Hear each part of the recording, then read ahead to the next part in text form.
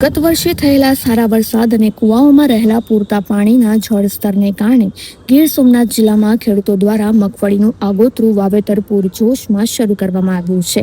કૃષિ નિષ્ણાત રમેશભાઈ રાઠોડના જણાવ્યા મુજબ આગોતરા વાવેતરથી ઉત્પાદનમાં નોંધપાત્ર વધારો જોવા મળે છે, જ્યાં ખેડૂતોને 1 વીઘામાં 1 ખાડીથી વધુ મગફળીનો પાક મળે છે. વહેલી વાવણીને કારણે પાક પણ ઝડપથી તૈયાર થાય છે, જેનાથી ખેડૂતોને શિયાળુ અને ઉનાળુ પાક લેવામાં પણ અનુકૂળતા રહે છે. જોકે બીજી તરફ બિયારણ, ખાતર અને દવાના વધતા ભાવ અને પાક સમયે ભાવોમાં થતા ઘટાડાથી ખેડૂતો ચિંતામાં છે. આમ છતાં સિંચાઈની સગવડ ધરાવતા વિસ્તારોમાં ખેડૂતો આગોતરી વાવણીને પ્રાધાન્ય આપી રહ્યા છે.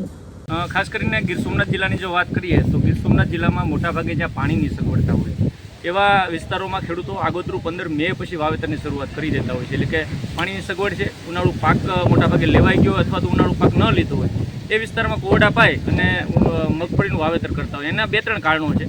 કારણ કે ઘણી વખત જ્યારે આ 15-20 મે આજુબાજુ વાવેતર થઈ જાય અને એકાદ મહિનાના પીરિયડ પછી જ્યારે વાવણી લાયક વરસાદ થતો હોય તો એ સમયમાં 1 મહિનાની મગફળીમાં એની આંતરખેડ અને શરૂઆતની બધી જે ટ્રીટમેન્ટ થવાને લીધે ખૂબ સારું ઉત્પાદન મળતું હોય અને એ માર્કેટમાં વહેલી મગફળી આવી જતી હોય એટલે શિયાળુ ઋતુનું પણ એ આયોજન કરી શકતા હોય છે. પરંતુ ખાસ ઘણી સમય એવો હોય છે કે જ્યારે ટેમ્પરેચર ખૂબ વધારે હોય અને એ સમયમાં જો વાવેતર કરવામાં આવે તો ઉગાવવામાં પણ અસર થતી હોય. એટલે ખેડૂત મિત્રોને મારી ખાસ વિનંતી છે કે 25 મે આજુબાજુ વાતાવરણને થોડીક સ્ટેબિલિટી થયા પછી આપણે વાવેતર કરવામાં આવે તો એનું સારું ઉત્પાદન રહે છે.